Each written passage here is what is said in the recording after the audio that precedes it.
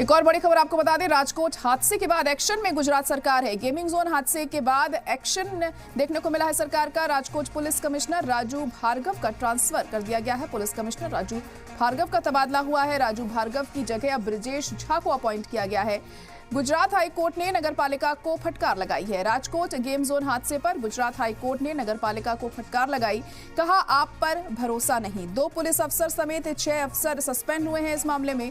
राजकोट के gaming zone में दर्दनाक हादसा हुआ था, जिसके बाद ये एक्शन जारी है। अब इस हादसे के बाद राजकोट पुलिस कमिश्नर राजू भार्गव का ट्रांसफर कर दिया गया है। हालांकि उन्हें अभी पोस्टिंग नहीं दी गई है। राजू भार्गव की जगह ब्रिजेश कुमार झा को राजकोट का कमिश्नर बनाया गया है।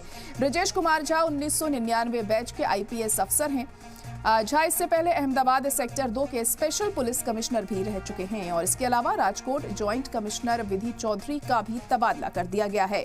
तो अहम खबर इस वक्त आपको बता रहे हैं, राजकोट गेमिंग जोन मामले को लेकर ये बड़ी कार्रवाई यहां पर सामने आई है और यहां पर 2 पुलिस वालों समेत 6 लोगों को सस्पेंड किया गया है, क्योंकि लापरवाही उनकी तरफ से देखने को मिली है।